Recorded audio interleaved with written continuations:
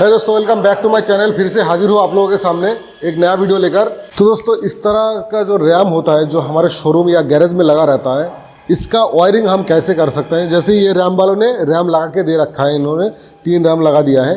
तो उन्होंने बोला है कि टेक्नीशियन से आप इसका वायरिंग करा लीजिए। तो हम इसका वायरिंग कैसे कर सकते हैं, आज उसी के बारे में आज पूरा इस वीडियो है। तो आप देख सकते हैं हमने वायरिंग कर लिया है पहले से ही। तो आपको इसके बाद आपको स्टेप बाय स्टेप दिखाऊंगा कि इसका वायरिंग कैसे किया जाता है। तो देखिए, ये एक बाइक है और यहाँ पे 3 स्विच लगा हुआ है। 3 स्विच एक ही मोटर का है, एक ही मोटर का ये तीनों स्विच से ऑपरेट होगा। लेकिन ये जो स्विच है ये 6 एम्पेयर का बेल पुश स्विच है, जो हम कॉर्निंग बेल में यूज़ करते हैं वही स्विच है। तो उसी के बारे में आज हम बात करेंगे कि ये स्विच जो है ना, ये ज़्यादा एम्पेयर का नहीं है, ये आपको 6 एम्पेयर ज़्यादा से ज़्यादा लोड ले सकता है। और मोटर जो है हमारे ये 2 HP का है, लगभग 1800 वाट का है। मान के चलिए आप 2 टन AC का बराबर है। तो इसको तो हम किस तरह से इसका वायरिंग कर सकते हैं, आज हम उसी के बारे में जानेंगे। तो चलिए सबसे पहले इसको आपको उठा के दिखा देते हैं। तो देखिए, इसका हम इसको ऑन कर दिया है, अभी ये धीरे धीरे अब ऊपर चढ़ने लग जाएगा। तो देखिए, कुछ इस तरीके से इसको वायरिंग किया जाता है। चाहे हम इसको ऑन करेंगे तो ये ऑपरेट होगा, उसको ऑन करेंगे वो ऑपरेट होगा। हर टेक्नीशियन की एक अलग अलग सिस्टम बनाना होता है। तो ये देखिए, कुछ इसको इस तरह से, इसको जब भी हम इसको छोड़ देंगे ये इस तरह से होल्ड हो जाएगा।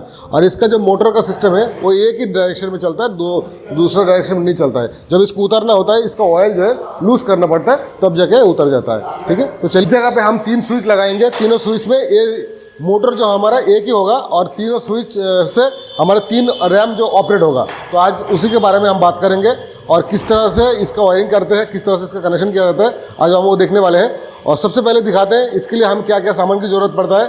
लेकिन इस जगह पे कुछ कंडीशन है, जो इसका जो ओरिजिनल जो स्विच होता है वो स्विच हमारे यहाँ पे मिलता नहीं है। तो उस जगह पे कुछ हम दूसरा स्विच का काम में लेंगे। तो चलिए देखते हैं क्या क्या सामान चाहिए, उसके बाद हम एक एक करके आपको वायरिंग करके दिखाते हैं। तो देख सकते हैं हमारे पास 3 बेल पुश स्विच है, ये 6 एम्पेयर का है। और एक हमारे पास कॉन्ट्रैक्टर है। वो कॉन्ट्रैक्टर इसलिए लिया है क्योंकि हमारा मोटर जो है वो 2 किलोवाट का है, लगभग 2 टन का AC का बराबर करंट कंज्यूम करेगा। तो इस पे ये 6 एम्पेयर पे अगर हम डायरेक्ट लगाएंगे तो ये क्या होता है, स्विच जलने का चांस बहुत ज़्यादा रहता है। इसीलिए हम क्या करेंगे, इसकी जगह पे इस कॉन्टैक्टर को ऑन रखेंगे, ताकि हम जब स्विच ऑन करेंगे तो सिर्फ कॉन्टैक्टर ऑपरेट हो और उस कॉन्टैक्टर से हमारा मोटर चालू हो। जब भी इसको छोड़ दे तो हमारा कॉन्टैक्टर भी लाइन छोड़ दे। तो कुछ इस तरह से हम इसको वायरिंग करेंगे। तो इस दीवार पे हम पहले इसमें वायरिंग का कनेक्शन करेंगे। यहाँ पे हमारे एक हेवी लोड छोड़ रखे हैं हमने। यहाँ पे एक 16 एम्पेयर का स्विच है, तो जिससे आराम से हमारा मोटर जो चल जाएगा। तो हम यहाँ से तीनों स्विच यहाँ पे लगाएंगे और उसके बाद आगे हमारा मोटर है, मोटर के साथ हम कॉन्टैक्टर को कनेक्शन करेंगे। तो एक स्टेप बाय स्टेप आपको दिखाते हैं किस तरह से किया जाता है। तो चलिए करते हैं इसका काम।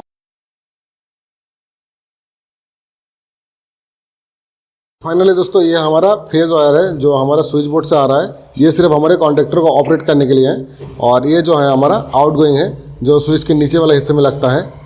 और ये हमारा ऊपर वाला फेज है। आपको एक बार दिखा दूँ कि किस तरह से इसका कनेक्शन होता है, फिर आगे वाला हिस्सा भी आपको बताऊंगा ताकि आपको समझ में आ जाए। ये देखिए, ये बेल पुश स्विच है। इसमें जो फेज़ है, फेज़ हम ऊपर इस तरह से लगाएंगे, इस तरह से ऊपर लगाएंगे। और जो हरा कलर का वायर है वो हम नीचे लगाएंगे।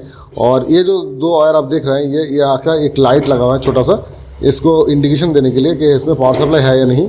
तो हम एक क्या करेंगे, एक न्यूट्रल के साथ लूपिंग करा देंगे और एक जो है इसके साथ, इस फेस के साथ लगा के ऊपर में साट देंगे। ठीक है, तो ये एक पहला बोर्ड हो गया। अभी दूसरे बोर्ड में कैसे कनेक्शन होता है वो भी आपको दिखा दूँ। बिल्कुल सेम ही है।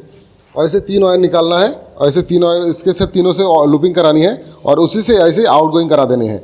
जैसे कि ये फेस हमारे इनकमिंग है, जो हमारा मेन फेस आ रहा है, और यहाँ से एक ये स्विच से यहाँ से होता हुआ हमारे कॉन्टैक्टर को जाएगा, जो कॉन्टैक्टर को ऑन करेगा।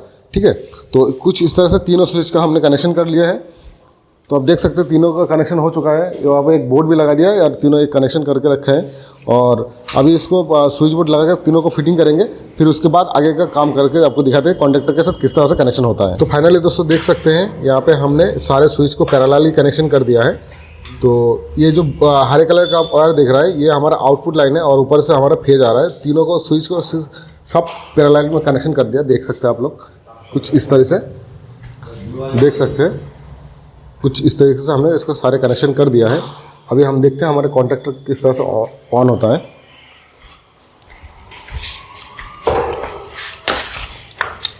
हाँ ऑन करो। तो देख सकते हैं कुछ इस तरह से इसमें वायरिंग क्या है। ये जो है हमारा फेज न्यूट्रल है और ये हमारा स्विच से आ रहा है, जो तीनों स्विच का एक ही पैरेलल कनेक्शन किया है, ये एक ही वायर आया है। और ये हमारा बॉडी अर्थिंग है और ये न्यूट्रल को हमने कॉमन कर दिया, इस जगह से न्यूट्रल लेके कॉमन कर दिया। तो हमारे सारे काम अभी हो चुका है। अभी हम इसको मोटर लगा के चालू करके देखेंगे।